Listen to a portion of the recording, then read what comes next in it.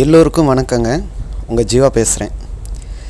இது சனி பயிற்சி பற்றி நிறைய நமது நண்பர்கள் எதிர்கொண்ட கேள்விகளுக்கான விடை சொல்லும் விதமாக இந்த பதிவு.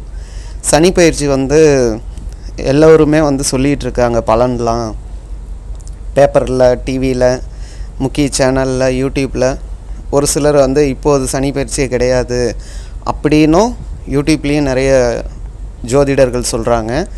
அதுக்கடுத்து திருநள்ளாறில் பார்த்தா அவங்க இந்த வாட்டி இல்லை, 2026 தான் சனி பயிற்சி அப்படின்னு அவங்களும் அறிவிச்சிருக்காங்க.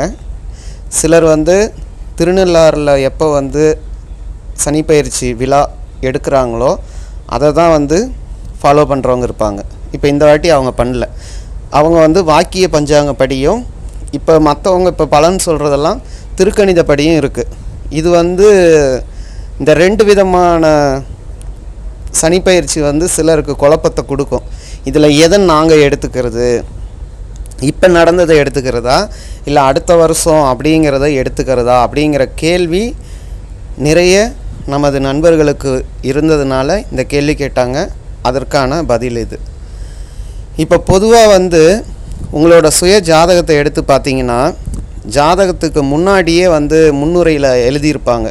கடவுள் துதியெல்லாம் பாடி எழுதி முடித்து அதற்கடுத்து பார்த்தீங்கன்னா, அல்லது ஜாதகத்தோட நிறைவு பகுதியிலையாவது முன்பகுதியிலையாவது ஒன்று எல்லா ஜோதிடர்களுமே எழுதியிருப்பாங்க.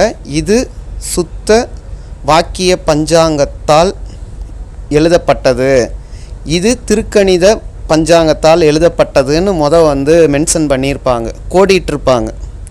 நீங்கள் அதை கவனிங்க. உங்களது வாக்கியப்படி எழுதியிருக்கா, திருக்கணிதப்படி எழுதியிருக்கான்னு பாருங்கள். சரிங்களா? இப்போ அங்கே பார்க்கும்போது உங்களுக்கு இது வரைக்கும் நீங்கள் கடந்த 30 வயதை தாண்டினவங்களாக யாராவது இருந்தீங்கன்னா, இது வரைக்குமே அதை பார்த்து தானே நீங்கள் பலன் பார்த்துருப்பீங்க ஜோதிடர்களிடம். அப்போ அந்த கிரகம் அங்கே தான் இருக்கும். இதே திருக்கணிதம் வாக்கியத்துக்கு பார்த்தீங்கன்னா ஒரு சிலருக்கு பாருங்கள், இப்போ சனீஸ்வரரை நாம் மென்ஷன் பண்ணி இங்கே வச்சுருக்கோம். இப்போ வாக்கியத்துக்கும் திருக்கணிதத்துக்கும் பார்த்தீங்கன்னா ஒரு கட்டம் தள்ளி வரும். இப்போ இது திருக்கணிதப்படி இது இன்றையிலிருந்து பிறக்கிறாங்க பார்த்தீங்களா குழந்தைங்க, அவங்களுக்கு இந்த இடத்துல இவர் இருக்க மாட்டார். இதே வாக்கியப்படி எடுத்தோம்னா இங்கே தான் இருப்பார். இதே நீங்கள் 30 வருஷம் பின்னால் போங்க, அப்படியே உங்களோட இதை வாக்கியத்தில் போடுங்க, ஒரு மாதிரி வரும். திருக்கணிதத்தில் போடுங்க, இப்போ மீன வீட்டில் இருக்கும். வாக்கியத்தில் போட்டிங்கன்னா இப்போ பாருங்கள் கும்பத்தில் இருக்கிற மாதிரியே இருக்கும். ஆக உங்களுடைய ஜாதகத்தில் எங்கே இருக்குன்னு பாருங்கள். இவ்வளோ நாள் பார்த்த பலன்கள்லாம் உங்களுக்கு ஒத்து வருது அப்படின்னா உங்களுக்கு எங்கே அவர் இருக்காரோ அதுதான் உங்களுக்கான பலன். நீங்கள் இப்போ இருக்கிற திருக்கணிதப்படி எடுத்து எழுதியிருக்கு, அதன் வழி தான் உங்களுக்கு நடந்துக்கிட்டு இருக்கு அப்படின்னா அதை நீங்கள் எடுத்துக்குங்க. இல்லை எனக்கு அந்த கிரகப்படி எனக்கு சொன்னதெல்லாம் இது வரைக்கும் 90% ஒத்து வந்தது. ஒரு சில இடம், அதாவது சனீஸ்வரர் இருக்கும் இடத்த பார்த்து பலன் சொன்னாங்க பார்த்தீங்களா, அது உங்களுக்கு ஒர்க் அவுட் ஆகலை, சரியாக இல்லை அப்படின்னா பஞ்சாங்கம் வேறு பஞ்சாங்கம், அதாவது உங்களது திருக்கணிதம் அல்லது வாக்கியம், இந்த முரண்பாடில் எதுலையா ஒன்று சிக்கிட்டு இருக்கும். சிம்பிளாக சொல்லணும்னா உங்களுக்கு பலன் இது வரைக்கும் எது சரியாக வந்ததோ அதுதாங்க உங்களுக்கான பஞ்சாங்கம்.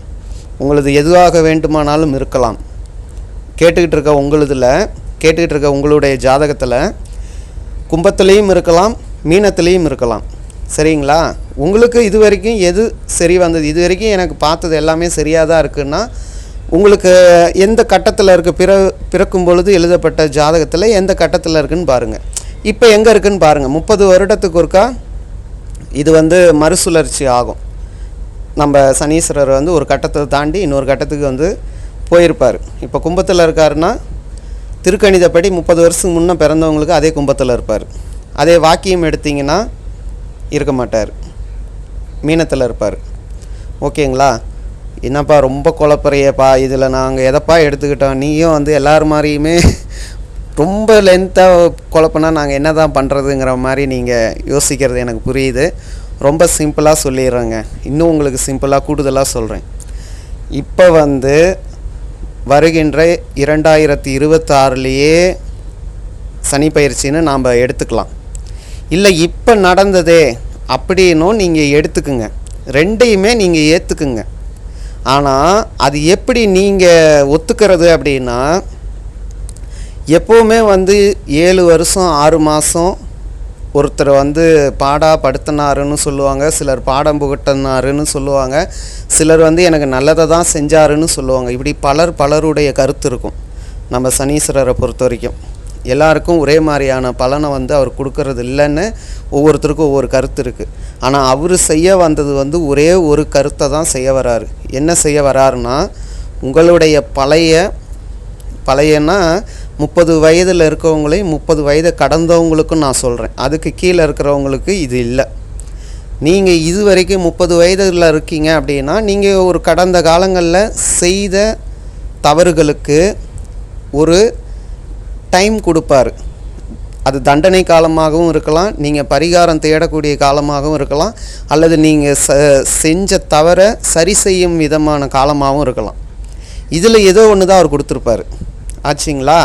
7 வருஷம் 6 மாதம் அப்படி இருக்கும் பொழுது அவர் கடைசியாக 1 வருஷம் 6 வருஷம் 6 மாதம் முடிஞ்சு இப்போ இவங்க சொல்கிற கணக்கு இன்னும் 1 வருஷம் இருக்குன்னு வச்சுக்கோங்க. அவர் வந்த ஒன்று கொடுக்கறது அதிகப்படியான வேகத்தில் இருப்பார். அதுவே போகும்போது 1 வருட காலம் முன்னாடி வந்து இவ்வளோ நாள் ஏதோ ஒன்று உங்களுக்கு கொடுத்து உங்களுக்கு வந்து ஒரு குழப்பமும் ஒரு தேக்க நிலையும் தெளிவில்லாததும் உங்களுக்கு இருந்திருக்கலாம்.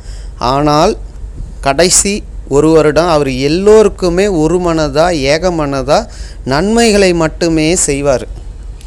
ஆக அவர் இப்போ சனி பயிற்சி ஆனாலும் சரி, அடுத்த வருஷம் ஆனாலும் சரி, இப்போவே அவரோட அந்த வேலையை ஸ்டார்ட் பண்ணிடுவார். இப்போ தான் ஆகலை அப்படின்னு சொன்னீங்கனாலும் 1 வருட காலம் உங்களுக்கு இந்த கட்டத்தில் தான் இருப்பார்னாலும் அவர் நன்மையை தான் உங்களுக்கு மாறுதலாக செய்வார். இது வரைக்கும் 6 வருடம் 6 மாதம் செய்ததை மாறுதலாக இந்த 1 வருட காலம் செய்வார்.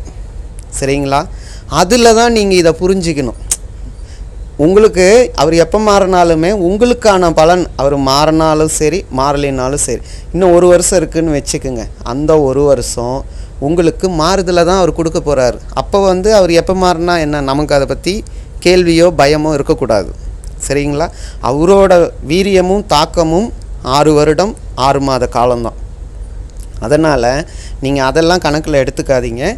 இதுதான் உங்களுக்கான கேள்விகளுக்கான பதில். நீங்கள் வந்து முதல்ல நான் சொன்ன அந்த அடிப்படையிலையும் உங்களோட ஜாதகத்தையும் எதில் எழுதியிருக்காங்கன்னு பாருங்கள். அதற்கடுத்து இப்போவும் மாறவே இல்லைனாலும் பிரச்சனை கிடையாது. இந்த 1 வருடம் உங்களுக்கான பொற்காலமாக தான் இருக்கும். ஏன்னா ஒரு பழமொழி கூட உண்டு, சனி கொடுத்தால் எவர் தடுப்பார்னு ஒரு பழமொழி இருக்குது. ஆக இப்போ அவர் வந்து கொடுக்கறதுக்கான காலகட்டம். அப்போ அவர் இருந்து கொடுக்குறாருன்னு வச்சுக்கோங்க, இல்லை ஒரு கட்டம் தள்ளி போய் கொடுக்குறாருன்னு வச்சுக்கோங்க. எப்படி பார்த்தாலும் நமக்கு அவர் கொடுக்க தான் பார்ப்பார், கெடுபலன் கிடையாது. ரைட்டுங்களா? இதுதான் உங்களுக்கு தெளிவாக நான் சொல்லணும்னு நினச்சது. உங்களுக்கு புரிஞ்சிருக்கும்னு நம்புகிறேன். இன்னும் அடுத்தபடியாக பார்த்தீங்கன்னா குழந்தைகள், இப்போ மகர ராசியில் இருக்க ஆண் பெண் குழந்தைகள் ஒரு 10 வயதுக்குள்ளே இருக்காங்க, 20 வயதுக்குள்ளே இருக்காங்க, 25 வயது இளைஞர்கள் இருக்காங்க, இளைஞிகள் இருக்காங்க அப்படின்னா அவங்களுக்கு இந்த சனி பயிற்சி வந்து எந்த வகையிலையுமே எந்த ஒரு பாதிப்பையுமே பெரிய அளவுக்கு கொடுக்காது. அந்தந்த வயதுக்கு தகுந்த மாதிரி ஒரு சில, அதாவது தடிக்கு விழுறது, காலில் காயம் வர்றது, ஏதோ ஒன்று பேசி ஏதோ ஒரு சின்னதாக வம்பு வழக்கு வர்றது, இதெல்லாம் இயல்பாக நடக்கும். இவர் வந்து மொத்த 22-25 வருட கால கணக்கை எடுத்து நல்லது கெட்டதை சரி பண்ணுறதுக்கான சந்தர்ப்பம்லாம் இப்போ இவங்களுக்கு கிடையாது, இந்த 30 வயதுக்குள்ளே இருக்கவங்களுக்கு. அதனால் அவங்க இதை பற்றி ஒரு கேர் பண்ணிக்க தேவையில்லை. இது என்ன அண்ணன், இது இப்போ வா அப்போ வாங்கிற இந்த கேள்விக்கெல்லாம் நீங்கள் போக வேண்டாம். 30 வயதை கடந்தவங்க இருக்கீங்கள, அவங்களுக்கு தான் நான் முன் சொன்ன பலன்கள். சரிங்களா? உங்களுக்கு இன்னும் வந்து ஒரு தெளிவில்லை, எனக்கு வந்து இப்போ இன்னமும் ஒரு இதுவாக தான் இருக்குது அப்படின்னா ஒன்றுமே இல்லைங்க. உங்கள் வீட்டுக்கு பக்கத்தில் இருக்க ஒரு முருகர் கோயில், நீங்கள் கேட்டுக்கிட்டு இருக்க யாராக இருந்தாலும் உங்கள் வீட்டுக்கு பக்கத்தில் ஒரு முருகரோட கோயில் இருக்கும். சுப்பிரமணிய கோவில்,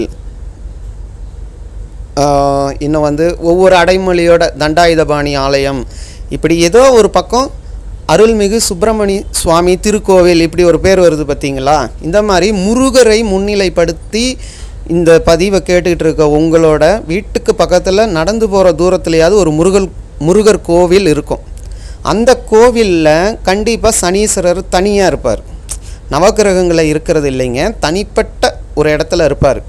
நீங்கள் உங்களுக்கு ஏதாவது இன்னும் கொஞ்சம் குழப்பம் அப்படின்னா உங்கள் வீட்டுக்கு பக்கத்தில் இருக்க முருகர் கோவிலுக்குள் இருக்க சனீஸ்வர பகவானை போய் சனிக்கிழமை கருப்பு ஆடை ஏதோ ஒன்று நீங்கள் பயன்படுத்திக்கிட்டு அவருக்கு போயிட்டு ஒரு எல் விளக்கு ஏற்றலாம்.